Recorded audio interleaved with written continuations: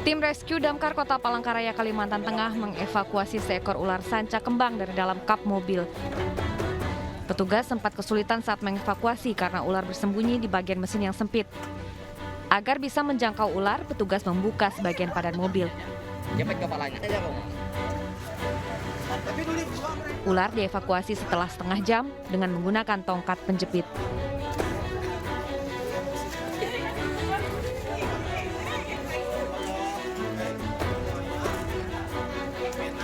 Mereka kaget dari mana ular itu, tapi yang jelas mobil itu sering dibawa ke kebun cukup besar dengan diameter 2 in. Itu sudah dapat diselamatkan dalam waktu 30 menit. Ular yang telah ditangkap dimasukkan ke dalam karung untuk dibawa petugas ke hutan dan dilepas kembali ke habitatnya. Dari Palangkaraya, Kalimantan Tengah, Ade Sata, iNews melaporkan. Pemirsa, proses pelepasan ring besi pada jari balita usia 3 tahun di Kota Makassar, Sulawesi Selatan berlangsung dramatis. Tim rescue damkar Kota Makassar melakukan pelepasan dengan hati-hati lantaran sang anak tak henti menangis dan meronta-ronta.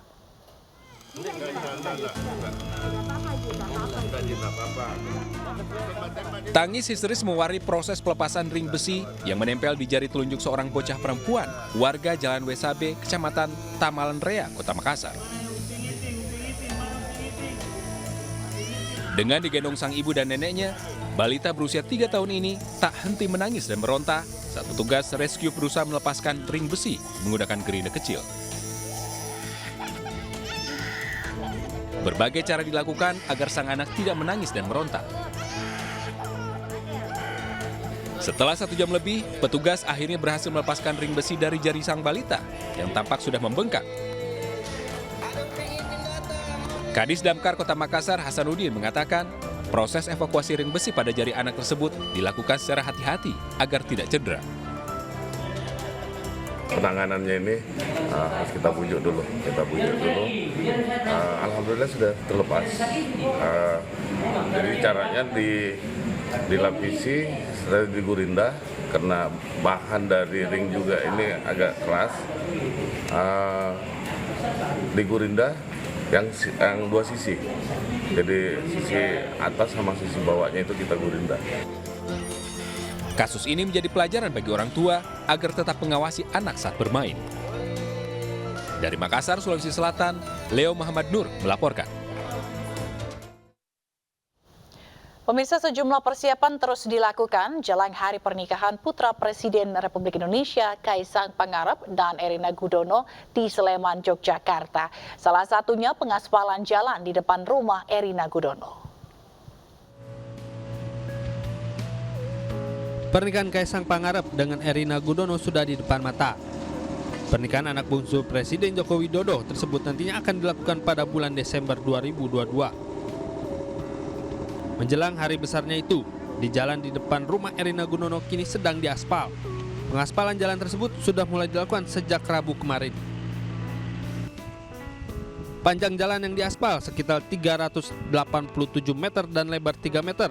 Dimulai dari jalan di depan rumah Erina Gudono hingga Jalan Kaliurang. Tujuan kita kepada Presiden, kalau Presiden mau lewat ya orang kampung menghormati Presiden, menyiapkan jalan yang sebaik-baiknya.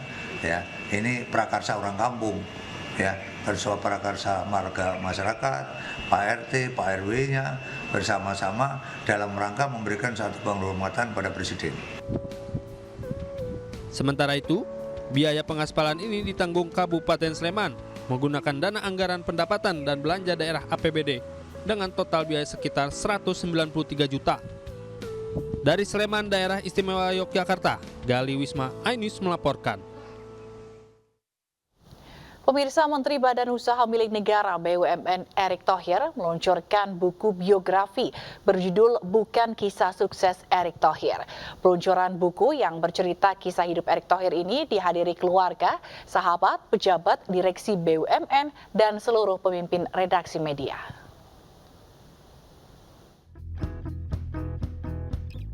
Menteri BUMN Erick Thohir meluncurkan buku biografinya yang berjudul Bukan Kisah Sukses Erick Thohir.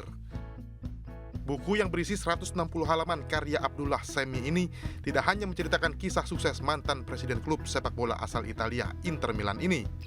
Buku ini juga menceritakan kegagalan Erick Thohir dalam membangun usaha maupun karir. Tapi yang menarik di buku ini ada juga cerita kegagalan-kegagalan gitu. Jadi kita juga tidak mungkin kita mengaku kita sukses, kita tidak pernah gagal, bohong. Ya, karena itu ketika judulnya dikasih Semi bukan kisah sukses, saya langsung setuju. Karena kenapa? Kita itu sukses karena belajar dari kegagalan. Jadi memang buku ini buku pertama kita menyajikan secara umum dengan perspektif yang umum tentang hidup, dan nantinya insya Allah kita akan meluncurkan serial lain yang terkait dengan buku ini. Erick Thohir berharap bukunya ini dapat memperkaya literasi Indonesia serta dapat memberikan inspirasi kepada generasi penerus agar tidak mudah menyerah jika mengalami kegagalan untuk mendapat kesuksesan. Dari Jakarta, Irfan Hardiansyah, Tri Julianti, iNews melaporkan. Sementara itu, Menparekraf Sandiaga Uno menghadiri bursa pariwisata terbesar di dunia, World Travel Market atau WTM 2022 di London, Inggris. Menparekraf memfasilitasi 36 pelaku industri parekraf yang mempromosikan pariwisata di Indonesia aja, khususnya di 5 destinasi super prioritas yang mengedepankan pariwisata berkualitas dan berkelanjutan. Menparekraf Sandiaga Uno mempromosikan pariwisata Indonesia di ajang bursa pariwisata terbesar dunia World Travel Market 2022 di London, Inggris. Dalam kesempatan tersebut, Menparekraf Sandiaga Uno menyepakati kolaborasi pariwisata dengan Menteri Pariwisata Arab Saudi Ahmed Al-Khatib. Pemerintah Arab Saudi tertarik untuk berinvestasi di bidang infrastruktur, termasuk proyek kereta gantung di jalur puncak yang diharapkan dapat mengurai kemacetan. Menparekraf juga diundang untuk menghadiri Global World Travel and Tourism Council ke-22 di Riyadh, Arab Saudi. Strategi kita yang lebih mengarah kepada quality, karena tadi informasi yang kita dapatkan bahwa dengan harga tiket yang lebih mahal, mass tourism itu mungkin tidak bisa tercapture, tapi dengan situasi seperti sekarang, high net worth individual. Peringkat pariwisata Indonesia saat ini berada di urutan 32 dunia, setelah sebelumnya berada di peringkat 44. Peringkat ini berada di atas negara Asia Tenggara lainnya, Malaysia, Thailand, dan Vietnam. Kehadiran Indonesia di WTM 2022 diharapkan bisa meningkatkan kunjungan wisatawan mancanegara, sehingga target 1,8 sampai 3,6 juta wisatawan mancanegara pada tahun ini bisa tercapai. Tim Liputan iNews melaporkan. Pemirsa, berburu kuliner dengan berbagai pilihan di satu lokasi rasanya pasti mengasihkan, apalagi di akhir pekan. Nah, di kawasan Jalan Pos Kota Medan, Anda bisa bersantai menikmati kuliner sambil wisata sejarah. Berikut liputan selengkapnya.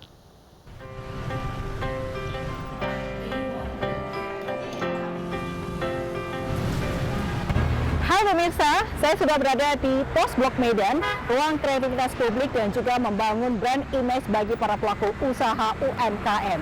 Dan pastinya banyak kuliner di sini. Dan apa saja kulinernya? Yuk kita masuk.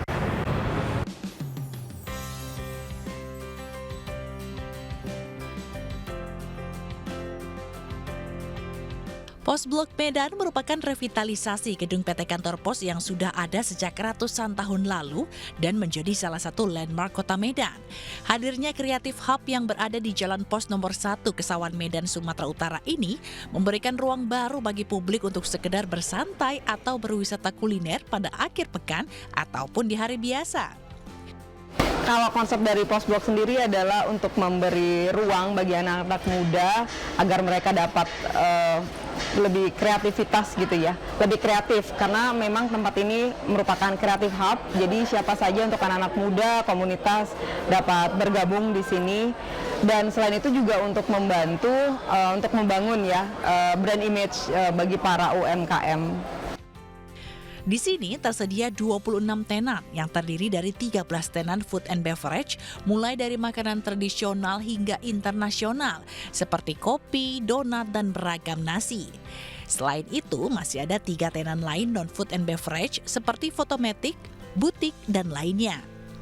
Pos Blok yang diresmikan pada 30 Oktober lalu buka setiap hari dari pukul 10 pagi hingga 10 malam. Khusus weekend buka lebih cepat dari jam 7 pagi hingga 10 malam.